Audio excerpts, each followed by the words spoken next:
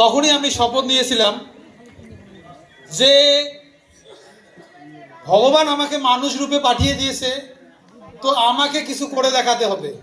যে আমি নিজে কি করলাম নট এ ম্যাটার, আমি পৃথিবীতে এমন কিছু করে যেতে চাই, নেক্সট জেনারেশন বা পাড়ার অঞ্চলের ব্লকের ডিস্ট্রিক্টের এমন ব্যক্তিরা যেন বলতে পারে ইয়েস, এই হ্যাঁ দিলীপ সরকার, যে মানুষের জীবন পরিবর্তন করে দিতে পারে।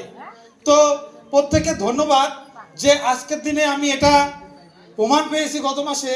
যদি আমাদের প্ল্যানিং সঠিক থাকে, যদি আমরা সিনিয়রের সেই সঠিক গাইডলাইন পাই এবং আমরা নিজেরা শপথ নিয়ে যদি আমরা ফিল্ডে সঠিক হার্ডওয়ার্ক করতে পারি, তো পৃথিবীর এমন কোনো শক্তি নেই যে আপনার সাকসেস আটকাতে পারে।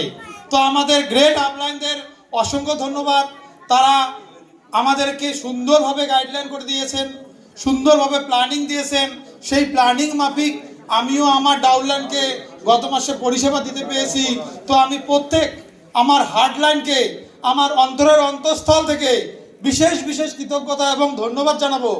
তো আমিও গত মাসে প্রতিজ্ঞা নিয়েছি এটা, যে আমার রক্তের শেষ বিন্দু যতক্ষণ পর্যন্ত আছে, তো আমি প্রত্যেক সেই হার্ডলাইনকে আমি আমার এই জায়গায় নিয়ে এসে দেখাবো, প্রমাণ করব এটাই যে দিলীপ সরকার শুধুমাত্র তাদের ডাউনলাইনদের জন্যই পৃথিবীতে বেঁচে থাকবে। এটাই আমার প্রতিজ্ঞা, এটাই আমার শেষ কথা। তো সবাইকে ধন্যবাদ।